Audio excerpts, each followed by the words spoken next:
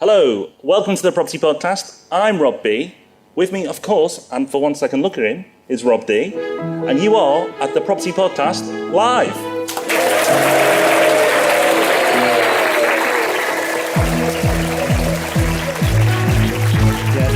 Hello, thank you for joining us. This is episode 163 of the Property Podcast. We've done this a lot, Rob, but something's feeling different today. Slightly something different at your end of the audio. I can't quite work it out, but this is feeling like a slightly different vibe from what we've normally got. Normally it's me just looking out a window. So this is a slightly different view, but it's just as attractive. It is. So thank you for joining us. This is the Property Podcast. We are live at the Property Investor Show.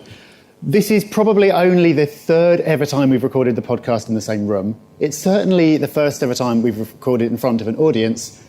Prepare to be disappointed if you're regular listeners. You'll see how brilliant our editor is. Chris, you're getting a raise after this. But what we're going to do is we're going to do Q&A because the pressure wasn't quite enough having to do a live show. We thought we'd have questions as well, so we have no idea what's coming. But as well as that, we've got all the usual stuff that you're used to as well.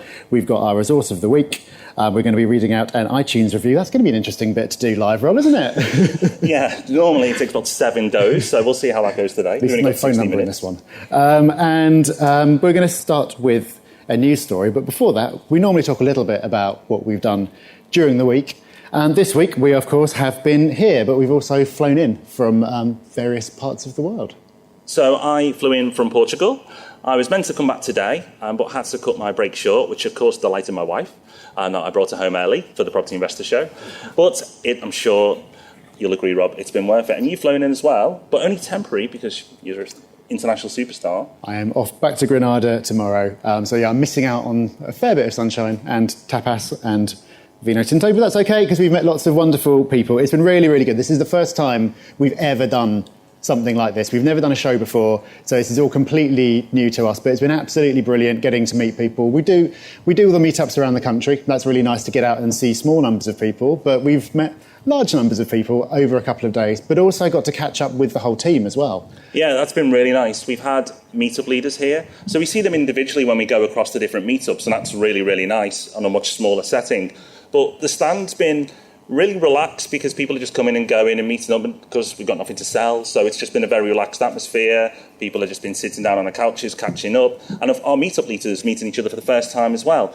So that's been really good. And yesterday, the first day of the property show, we interviewed a few interesting people as well, which we won't see too much on now, but we'll have more on that in coming weeks when we edit it all up and get it out to you. Yep, and because we're not doing quite enough already, we're having our biggest ever meetup straight after this recording. If you are here in person, we will see you there. If you're listening to this afterwards, you missed it. It was brilliant. Okay, shall we get on with our news story then, Rob? So, news story of the week, Rob. Once again, you've dug this one out, and it's an interesting one.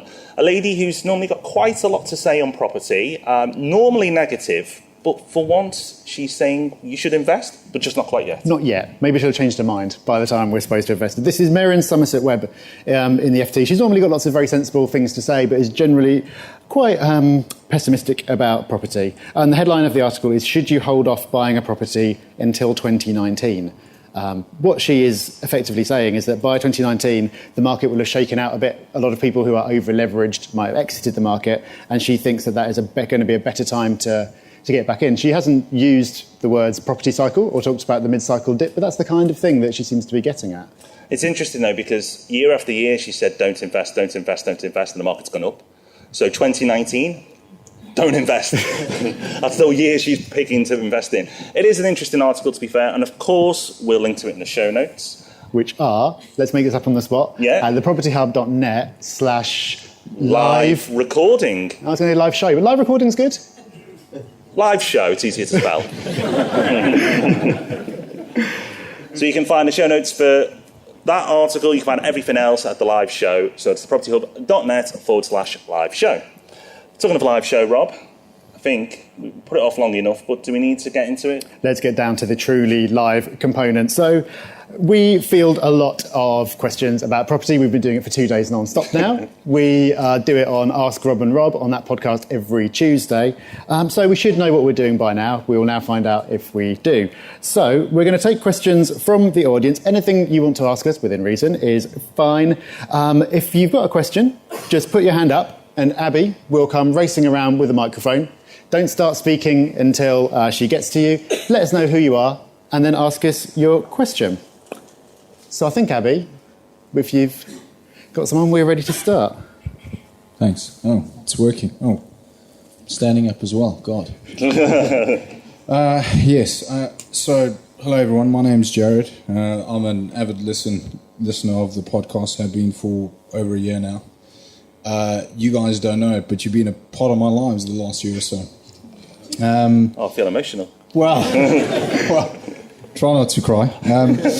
So the question I have is sort of related to me being here at the show, speaking to brokers, because my wife and I, we're very sort of early in our property journey. We haven't bought a property yet. Our first one's going to be this year, fingers crossed. But a lot of the sort of rhetoric that's going around is pretty negative, you know, in regards to the tax changes and the property market at this stage. So with regards to all these changes, is now a good time to be investing? It's a really good question. And I think on the podcast, for those who've listened to us for longer, during the times that were really positive and the media was hyping up the property market, they were probably hyping it up too much. And Rob and I were saying, you know, be cautious, do your research, don't rush in, but, you know, it's a good time to buy, you know, where we are in the cycle and so on. It's interesting now how negative it is. It's like this one extreme to the other. It's not this balanced, well, it is the media, but it's not a balanced, though. It's, you know, slightly not as attractive, but, you know, in the long term, it's fine. That doesn't sell papers. We know this. For me, I'm particularly, and I've said it on the podcast before, but I'm particularly bullish now. While everyone else is negative, I'm really excited. And this isn't just convenient because, Rob wants, the property podcast and property to be in vogue. We've actually been quite cautious. And now when everyone's being cautious, we're being quite bullish. And it's because when less people are in the market and people are scared, there's more opportunities. I've talked about this on the podcast last week. But I'm seeing more opportunities because if there's less people in the pool, because they've got scared because of the tax changes and everything else, the deals are still there. It's not like they've disappeared. So if there's less people competing to invest, then the opportunities are there to take advantage of. What a lot of people will do is they'll step aside now for the next 6 to 12 months and say, well, I just want to see what happens. Perfect. Because for investors who are emotional, just carry on as normal. Unless you're in it for the very short term. If this isn't quite the best time ever to invest, certainly not the worst. So by buying now, you can still take advantage of the longer term growth. And sitting out for 6 to 9 months, 12 months, probably doesn't serve you at all. You're probably going to miss out on better deals because what will happen is people will go, oh, what was all the fuss about? I'll start investing again. So I think it's a really interesting time right now. Yeah, it's really interesting how much we've been through in just a few years. We've been doing this for 3 years now. It's easy to figure. When we started, we were trying to be like, property's fine. Honestly, it's great. And then it all got a bit carried away. Over the last year, there was literally a Daily Mail headline, which was, I think it was like how to get rich quick in buy-to-let or something like that. When I saw that, I thought, if there's ever a signal to exit the market, now is the time when they're telling you that.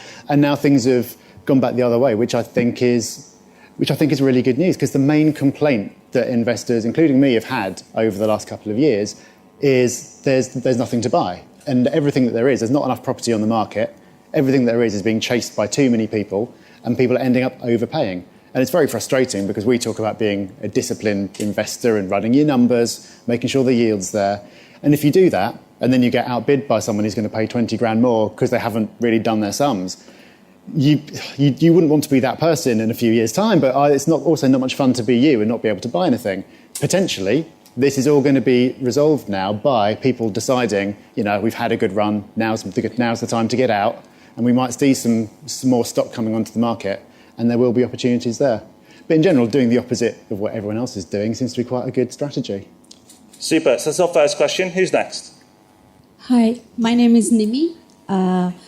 Just wanted to ask you one thing. If you go to see a property and to buy, and you see squatters there, so whether you should go for that property and how to get rid of squatters. I thought, I'm not going to get a new question today. But, are you scared of spiders? Oh, I was going to say spiders?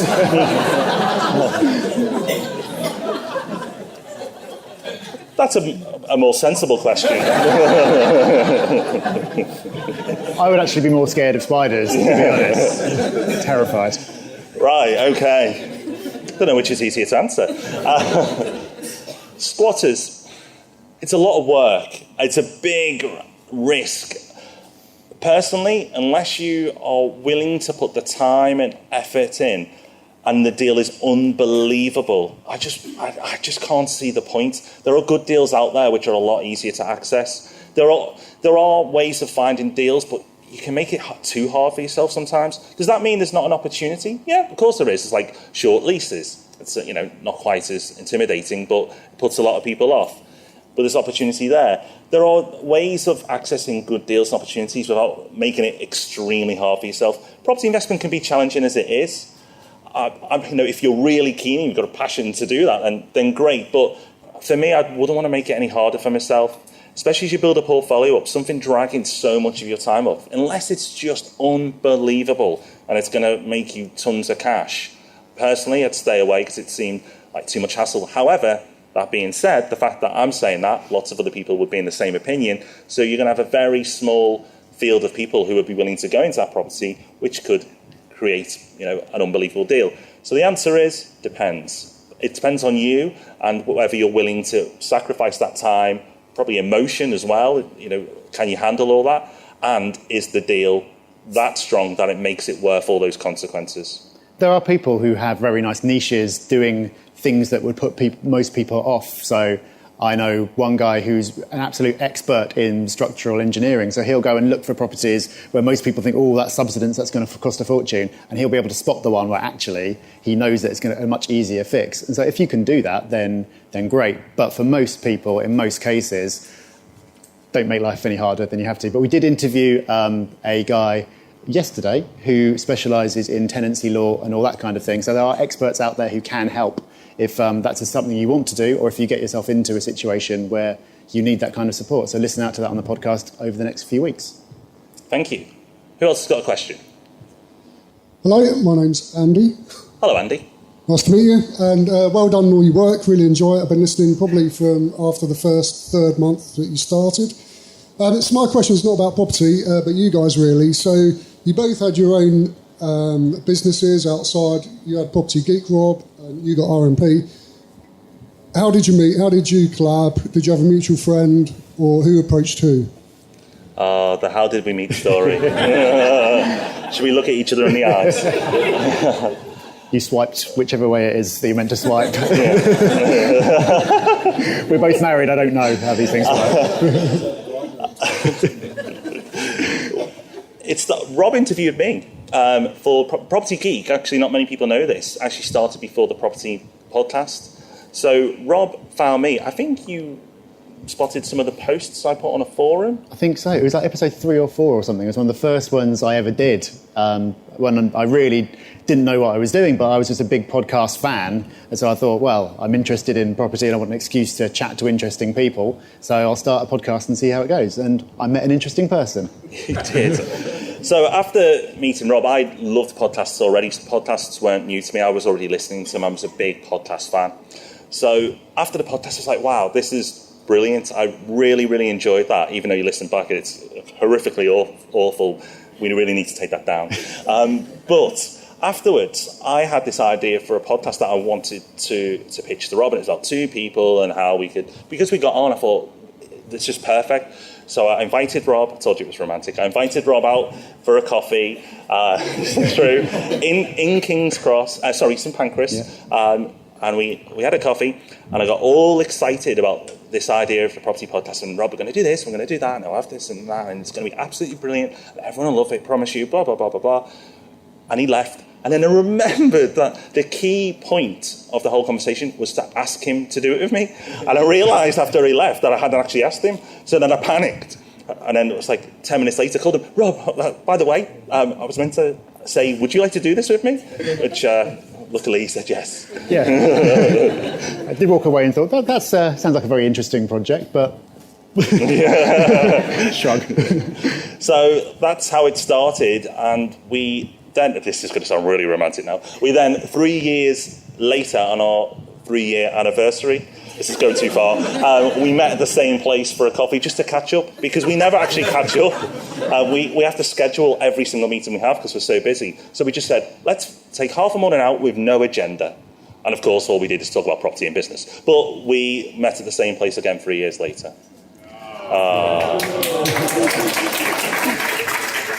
And the link to the original podcast that we did will not be in the show notes. And I'm also already regretting telling that story.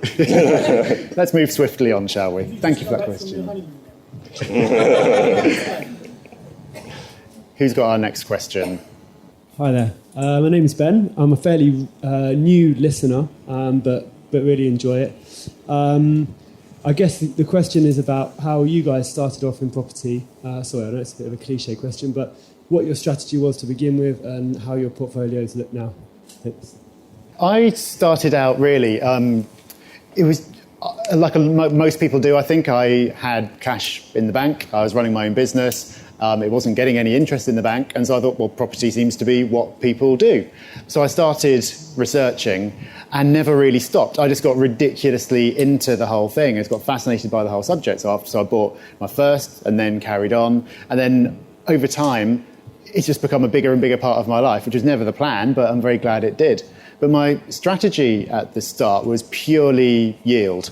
I wasn't really thinking about capital growth at all. And this was like round about 2008 or so. So it was sort of by the time I started investing rather than buying my own home. So it's kind of post-crash. People weren't really thinking about capital growth. And so I was just buying like ex-council flats in London that yielded really well. As they were in London, conveniently, they've had a lot of capital growth as well. But it was all very much about the yield. Then as time's gone on and I've learned more and I've done things like my book Beyond the Bricks, where I interviewed lots of investors, I came to realise that actually most people who get really rich in property, as you know, it's not through the rent, it's through the capital growth. So I've never managed to shake off those yield tendencies. I always want, well, now I'm greedy, I want both. I want the income and the growth, which is not easy to find, but that's what I'm always looking for. And so really it's become more nuanced as I've learned more and met more people and seen what works and what doesn't. Mine was not less deliberate, but I just invested in a property. So I didn't think, right, I've got this strategy and intent. Now I'm always talking about your goals, where you're going with this, why you're doing it, understand why you do it before you start. Don't invest locally. I broke all those rules. The first one was in my local area, and I thought I'll buy it because property goes up in value and it pays me. There wasn't really much thought beyond it other than I knew that it was a good thing to do and I wanted to start. Plus, I'd recently started working for a developer. That was my first job in property. I watched other investors come in, buy property, let it out. So I was around it all day, every day. So again, I wanted to have a slice of that. So for me, it was just very much get started. And getting started is the hardest thing to do. Your first investment will always be the hardest one you do because there's so much emotion tied into it. There's so much fear. Most of it, I'm pleased to say, is irrational. The things that you think could go wrong rarely do. Now, that doesn't mean nothing ever goes wrong, but you tend to think of every single bad scenario possible when you do your first investment. It's so unlikely that it's going to happen, especially if you put a bit of time and effort into research. So mine was a lot less deliberate, and then it was a few years because I needed to save for the deposit before my next one. So it was a much more gentle start into property investment. The thing that really kicked it off for me was actually the crash in 2008, because I was like, wow, okay, this is interesting. Property just doesn't keep going up. What's behind this? And then it really accelerated my learning and my desire to learn. Thank you. Next question, please. Thank you. My name's Tony. I've been a listener for about 2 months. So thanks, guys. 2 very quick questions. Firstly, on the whole, do you generally make better returns from commercial or from residential investments on property side?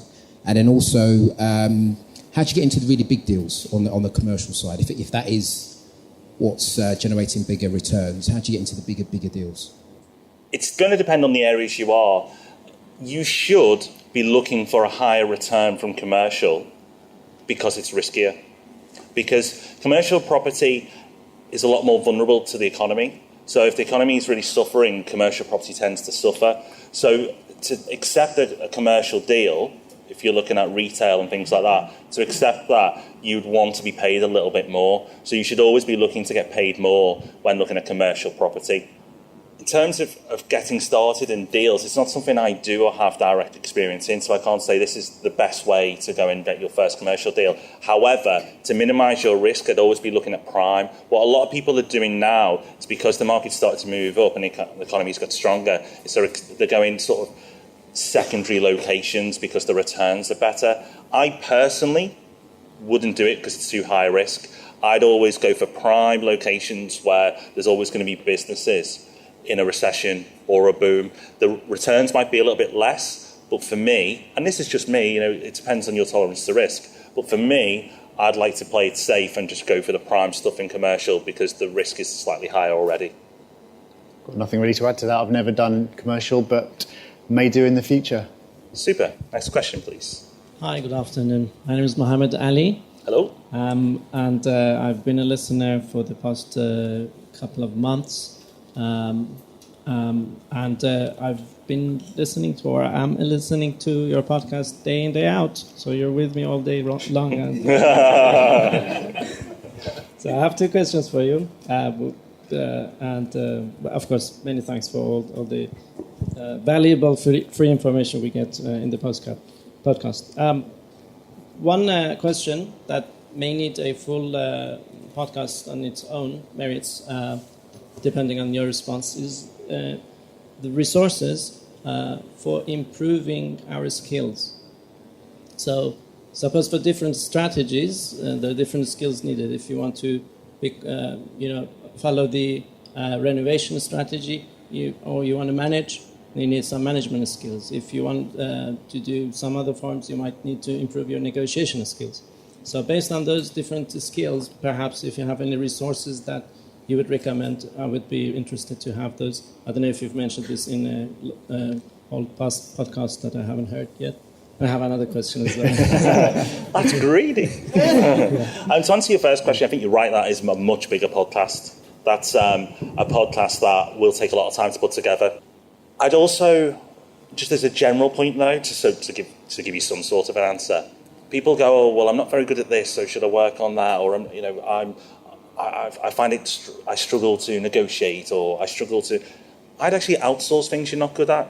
If you're not good at something, and you really don't feel comfortable doing it, I wouldn't force yourself to get good at it. I'd actually work with someone, whether that's a JV or they're just someone you're hiring, outsourcing to work on the skills, to work on the things that you're not good at, and focus your time on getting better at the things that you are good at. So let's say you're really good at analysing deals.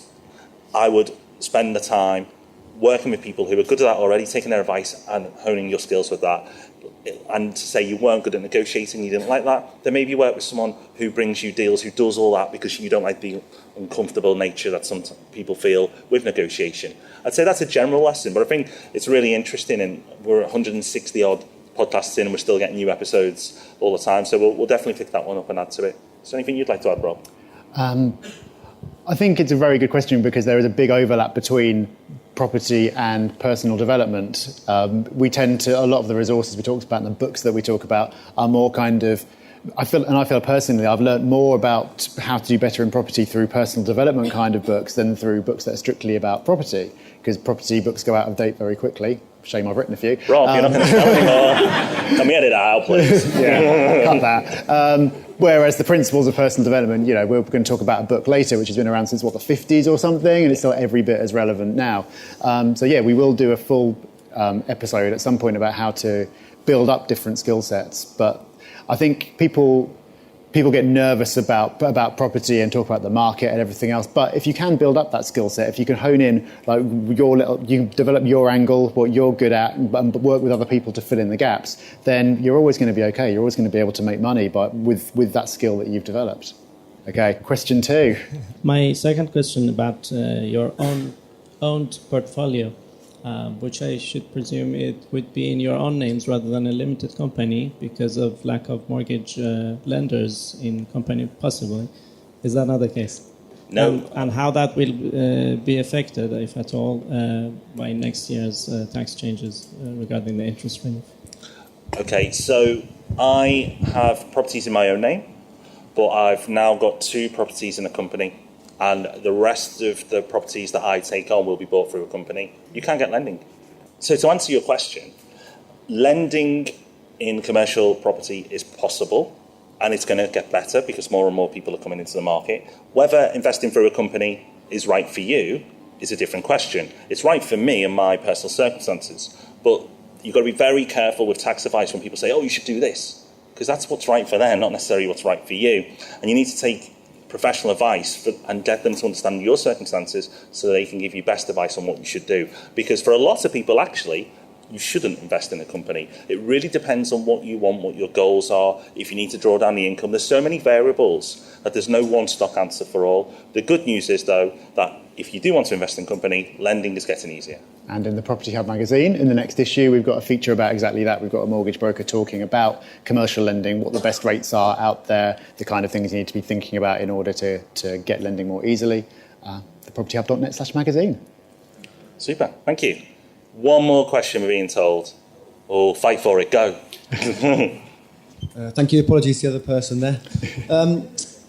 George, been listening for about 6 months. I think I'm in a fairly common position with people who've just moved to London, in that I could stretch myself and buy my own private residence in central London, but it would be tight, or I could do 1 or 2 buy-to-lets back home in southwest England. So I wondered if there's any advice for whether I should be, or whether I can do a portfolio when I don't own my own private residence. You can. With lending in general, there's kind of like there's an ideal kind of archetype of who lenders want to lend to, which effectively is someone who doesn't need the money. That's how these things normally work. So if you've got loads of money and a full-time job and a couple of properties but not too many, and your own home and everything else, then you're their dream customer. Then you can kind of, as you kind of subtract things away from that, various lenders start to drop out of the picture. So if you've got no assets, no income, no properties, no home, then you can sometimes find 1 or 2.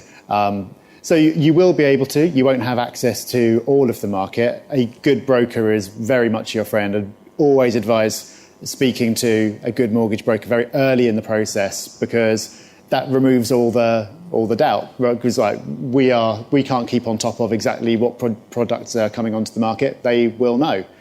As a more general point, it's an interesting one because we've got our views about London. If you have your own private residence in London and it keeps on going up 15% every year as it has been, and when you sell, you don't have to pay any capital gains tax because it's your own residence, you'll probably do brilliantly. But that's a bit of a gamble, and things could easily not go that way. But then lots of people have their personal reasons for owning their own home as well. So there's all these factors to untangle. There is, and there's no right answer because it's really going to depend on you. For me personally, I've only just bought my own family home, and my whole portfolio has been buy-to-let up to this point. So I've been very comfortable with that. But people sometimes feel the need that they have to put their own roots down first before they build their portfolio. I was quite comfortable with renting because, one, I'd moved to the southeast and I wasn't familiar with the area, and I moved around a bit trying to find out where I did want to settle. So renting was convenient for that reason. And also, in the southeast, if you look at the numbers, it is actually cheaper to rent in most cases. So from a financial point of view, it made sense too. So it's really going to depend on how much owning your own home means to you and whether you're really passionate about that. But if you're unemotional, the numbers will probably say, if you can, start investing. And we did say that was the last question, but we like to please. So one more. Yeah. You're right. I'm Lawrence. I'm a big fan of the Property Hub. I'll always love hearing about your personal deals. So I thought I'd ask, what are both your latest deals? Good question. I've just completed on a property in sale in Manchester, and that was the one that was commercial, when we were talking about it earlier. It's really strong, it's as you would expect. It's a great area, it's really nice. It's not one of these areas that need to be improved, and I invest in areas like that as well. It's pretty strong from a rental point of view. It's walking distance to all the train stations, the bus stations, the supermarkets. It's got all the fundamentals. I've probably mentioned that word once or twice before. I am a big fan of Manchester, but there are other great areas as well. I don't just hone in on one area. I kind of balance. So I've got, for my nicer Manchester stuff, I've got places that, I'm not going to say them now because I'll lose listeners in these areas, not as desirable areas that are potentially got more uplift potential, but you could say slightly more risk. I'm confident in where we are in the cycle, so I'm very confident to invest in these areas, but for some people it might make them uncomfortable. But my most recent deal is in Manchester.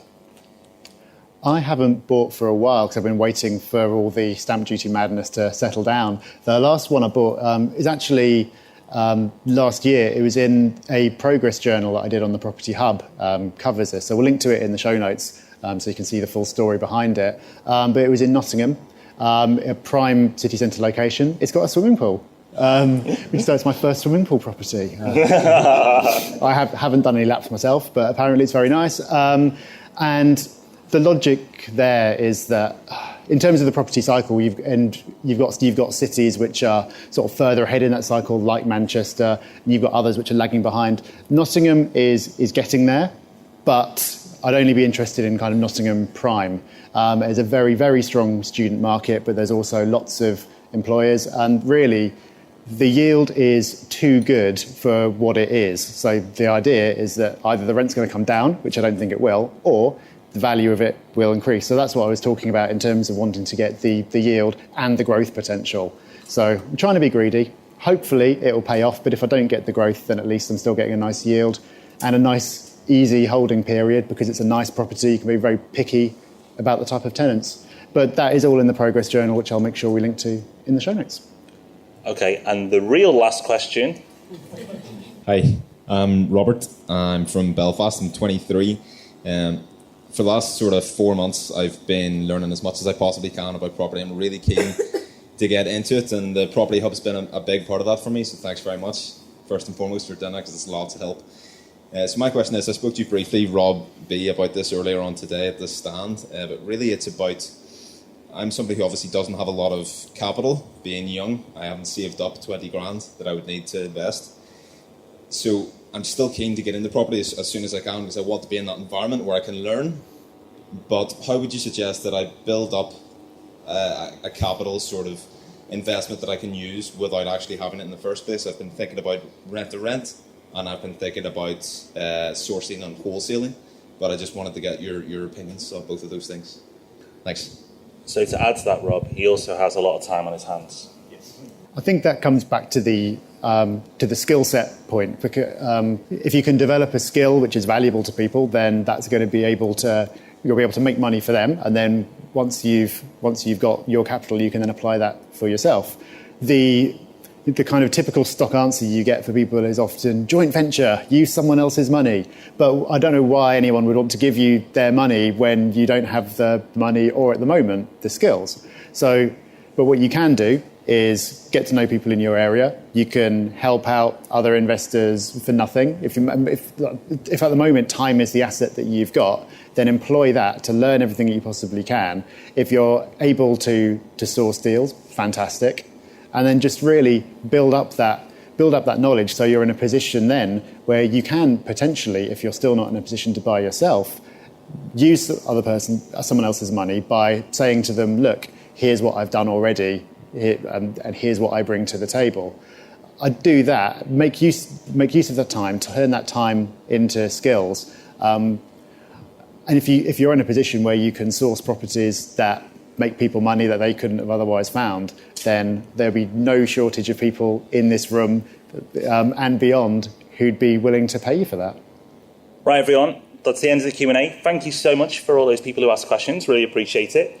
And now it's time for our iTunes review of the week. And normally we put a bit of clapping in, but maybe you can do it for us.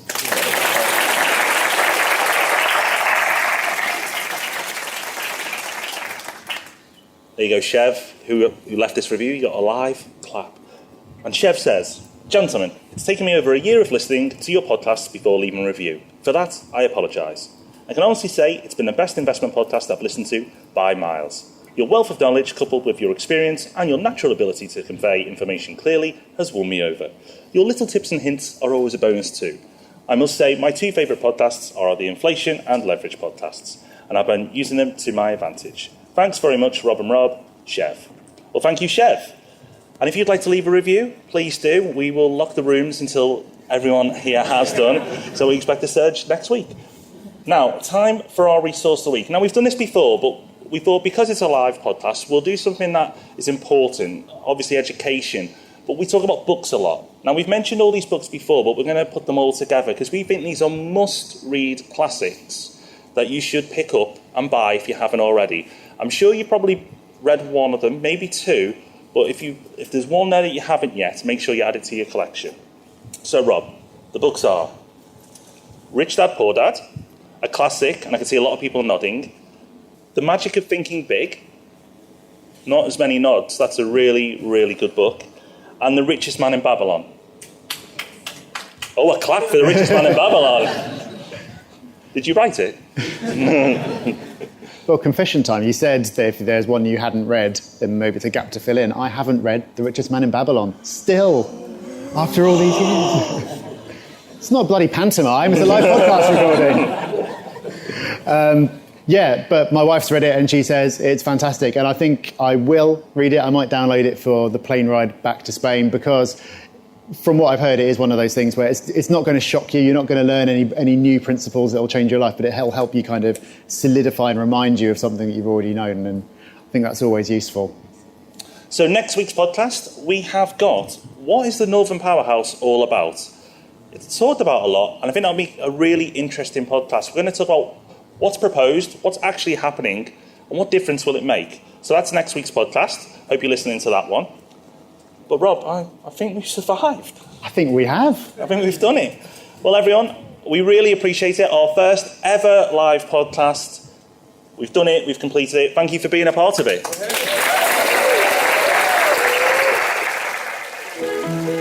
Thanks for listening to The Property Podcast. For show notes, all our past episodes, and to leave a review, go to thepropertyhub.net/podcast.